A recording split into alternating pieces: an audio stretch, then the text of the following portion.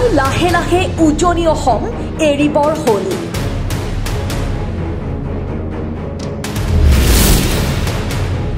এটি প্ৰজন্মৰ পিছত উজনি অসমৰ এছামে বনিয়া হিচাপে কাম কৰিব লাগিব মিয়াৰ ঘৰত।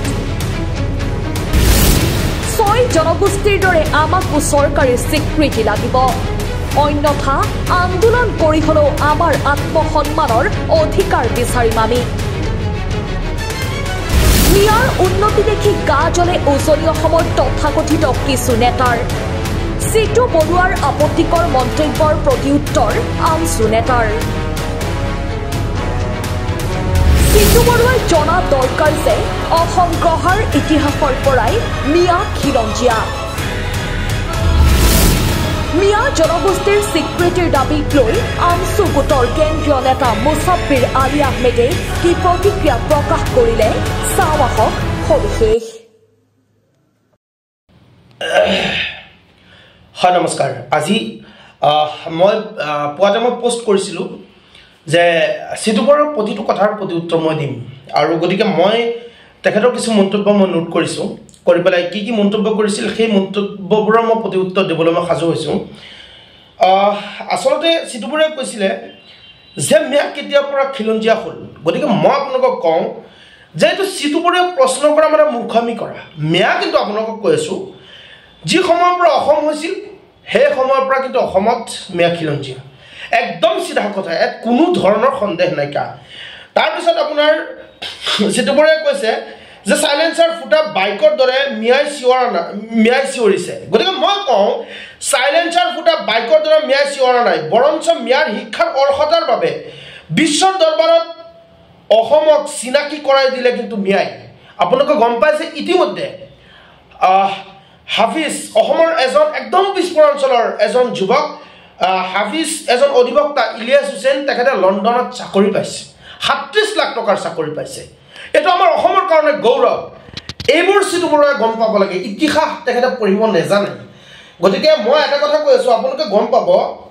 যে এছাম ব্যক্তিসকলে হস্তীয় জনপ্ৰিয়তাৰ কাৰণে কিন্তু তেওঁলোকে কিছুমান আপত্তিকৰ মন্তব্য কৰে। আৰু মই এটা কথা কৈ আছোঁ যে আমাৰ মিয়া মানুহখিনিক যদি কোনোবাই গালি দিয়ে ৰাতাৰাতি তেওঁলোকে নেতা হৈ যায়। গতিকে মিয়াক যিমান সময়লৈকে কোনো ব্যক্তিয়ে গালি নিদিয়ে তেওঁলোকে কিন্তু নেতা হ'ব নোৱাৰে, স্পষ্ট কথা। মই সিটু বৰুৱাৰ প্ৰতিটো কথাৰ প্ৰতি উত্তৰ দিবলৈ মই আজি সাজু হৈছোঁ, আৰু তাৰপিছত মোৰ কিছু প্ৰশ্নৰ প্ৰতি উত্তৰ যদি সৎসাহস থাকে সিটু বৰুৱাই দিব। আৰু সিটু বৰুৱাৰ কিছুমান প্ৰশ্ন এইখিনি কম, আপোনালোকে শুনিব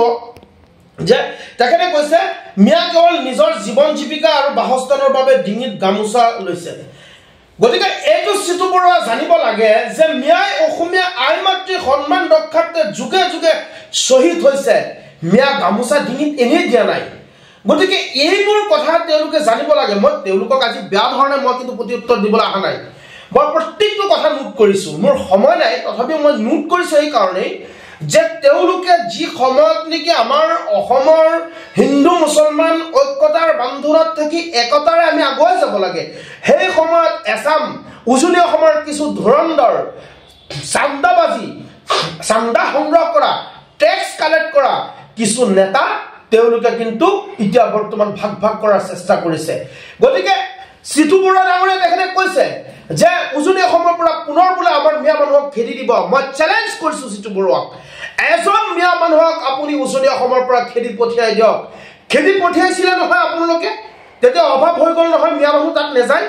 আৰু আপোনালোকে আঁঠু কাঢ়ি পেলাই মিয়া মানুহৰ ওচৰত ক্ষমা খুজিবলৈ আমি দিছিলোঁ নহয়। লাষ্টত আপোনালোকে ভুল স্বীকাৰ কৰি পেলাই মানুহখিনিক লৈ গ'ল।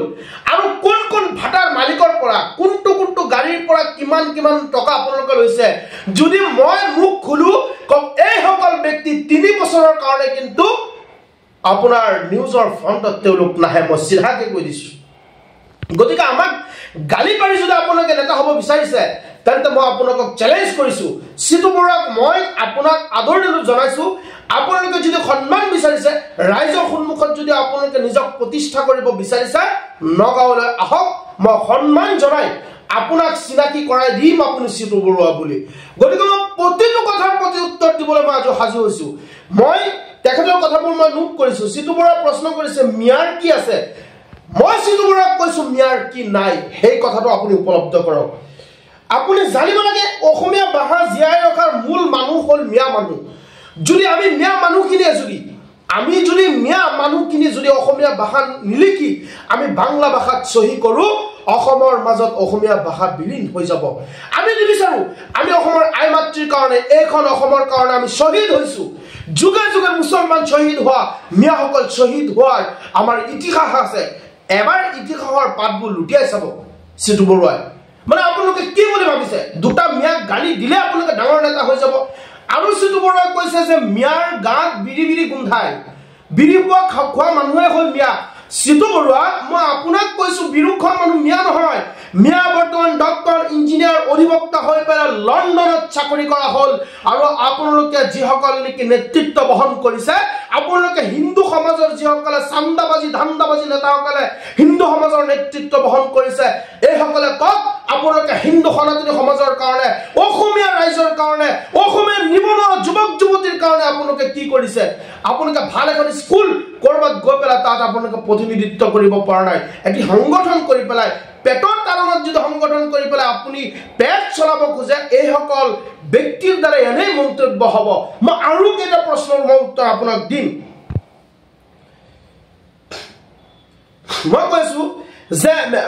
আচলতে কি জানে মানে কিছুমান শব্দ ভাষা তেওঁলোকক ক'ব নোৱাৰি মিয়াৰ যেতিয়া নেকি উন্নতি দেখা পায় এইসকল ব্যক্তি মিয়াৰ উন্নতি দেখিলে তেওঁলোকৰ কিন্তু গা জ্বলে গতিকে মই তেওঁলোকক প্ৰশ্ন কৰোঁ যে মিয়া জনগোষ্ঠীৰ কথা যদি আমি কওঁ তেনেহ'লে আপোনালোকৰ গা কিয় জ্বলে আমাক গালি দিব মিয়া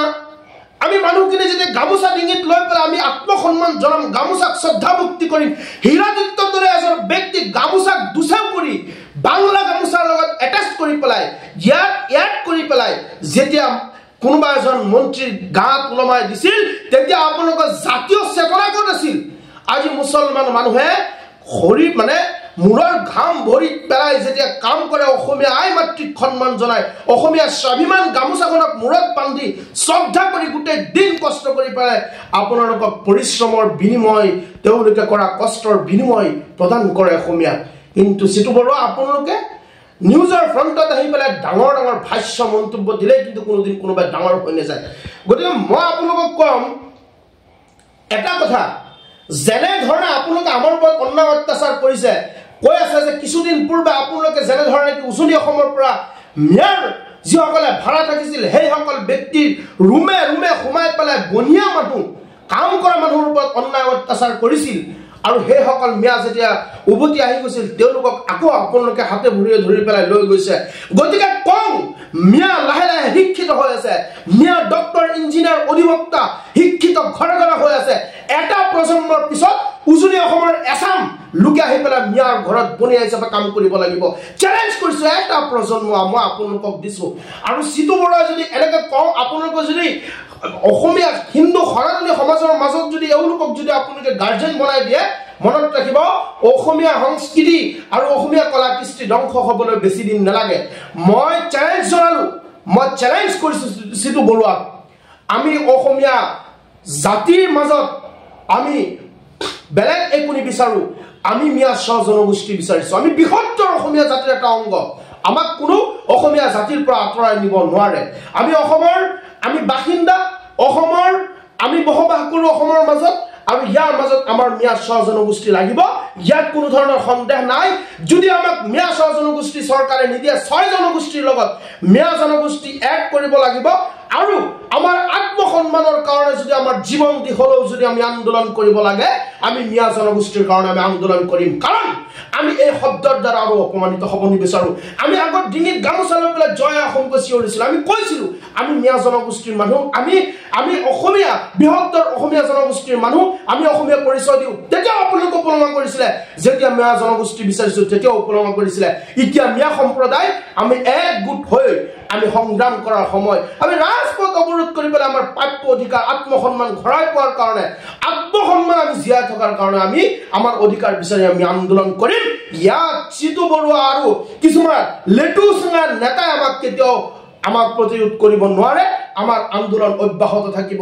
যদি ইয়াৰ পিছত আৰু কোনো প্ৰতিউত্তৰ দিয়ে তালৈ মই প্ৰতিউত্তৰ দিবলৈ মই সাজু হৈ থাকিম কিন্তু আমি আমাৰ জনগোষ্ঠী মিয়া জনগোষ্ঠী যদি খোজাৰ কাৰণে কোনোবাই উপলব্ধ মন্তব্য কৰে মনত ৰাখিব এজন মিয়া মানুহ যদি উজনি অসমৰ পৰা খেদি পঠিয়ায় এতিয়া আমি মধ্য অসম বা নামনি অসমৰ পৰা নহয় আমি উজনি অসমত 25জন মিয়া গৈ তাত প্ৰতিউত্তৰ আপোন কৰিম